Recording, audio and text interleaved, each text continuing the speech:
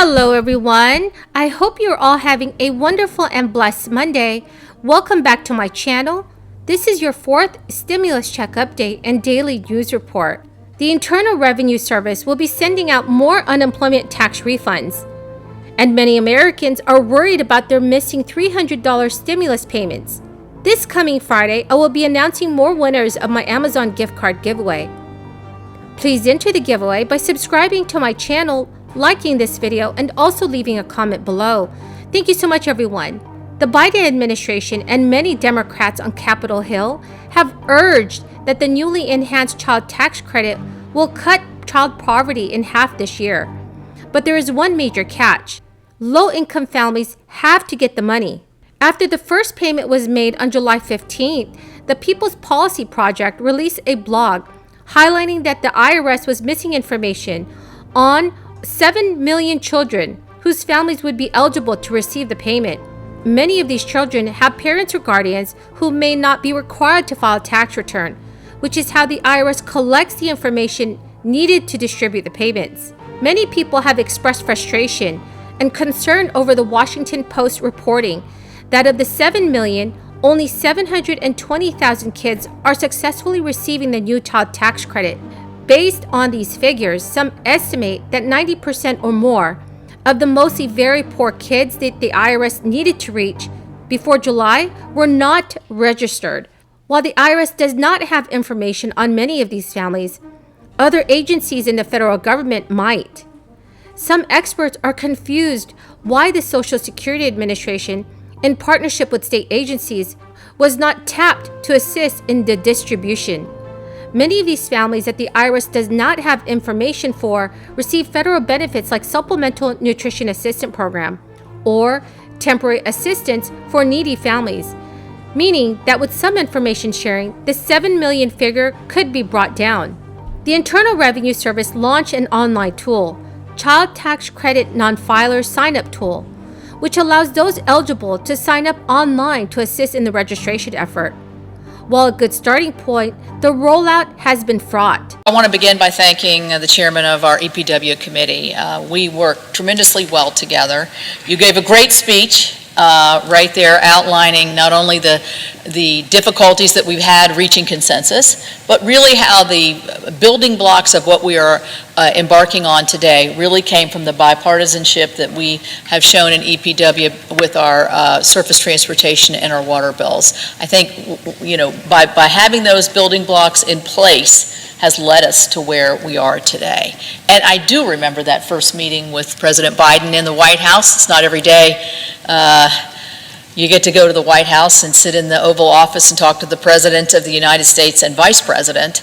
But we started out with basically saying that we can do this, we want to do this, bipartisanship can work, particularly on areas that we've traditionally worked together on, but also on areas that are of critical need to our country. And we never really sort of lost our focus on that, and neither did the President. And so here we are today really meeting that challenge that he sort of laid down before us over the 6 months ago. And with the building blocks that us and Commerce and others have put into place, we find ourselves with the great hard work of the bipartisan group at a great place of a point at which we can discuss these, amend these, look at these on the Senate floor as we should be doing. So months of negotiating, the time is finally here. A lot of people and pundits said we'd never get here. As a matter of fact, I had an interview on national TV about 3 or 4 months ago when I was leading the effort for the Republicans, and the commentator said, well, I'll believe bipartisanship on infrastructure when pigs fly. So watch out. They are flying. So we are debating the historic bipartisan infrastructure bill. The Infrastructure Investment and Jobs Act is the product of countless hours, as the chairman said, late nights, and more than a couple tough conversations. And I want to include not just our staffs, but a lot of staffs throughout the Senate, whether it's Finance Committee, a Probes Committee, Commerce Committee, Banking Committee, EPW Committee, Energy Committee, all encompassing a lot of our staff have been working. The Center for Budget and Policy Priorities has reported on challenges users have faced. and it is clear that serious miscalculations were made. In their conversations with users, they found that some filers may face language and disability barriers that make it difficult to access to credit, and others may lack internet access, email addresses, or technical proficiency to provide that required information. While some immigrant families may not file taxes, if their annual income falls within the eligibility threshold, they should sign up. However, recent reports have surfaced showing that the fact that the tool is only available in English is a barrier for many who wish to sign up. Those who did not receive the July child tax credit payment should consider using the tool to register if they were not required to file a 2020 tax return or didn't file one and don't plan to, and have a main home in the United States for more than half of the year. The tool can also be used by households who are eligible to receive federal stimulus checks but did not receive them. Many taxpayers were worried that they would miss out on new unemployment benefits if they had filed early. But as promised, the IRS has automatically adjusted taxpayers' income from last year and taken into account how it would affect their eligibility. And that's for benefits after March 2020, when the bill became law. It began issuing automatic tax refunds to eligible unemployment recipients in May. While it has already sent millions of checks, the Internal Revenue Service states that it will continue to do so through the end of summer. Social Security recipients should get a major cost of living adjustment next year, amid a steep rise in the prices of everything, from gasoline and cars to food. The adjustment could be as high as 5.3% in the year 2022. CNBC reported, which could be a substantial increase over the 1.3% COLA implemented for the year 2021, which was the biggest rise in more than a decade. A lot depends on how the U.S. economy performs over the next few months, and whether the Federal Reserve raises interest rates to deal with higher inflation.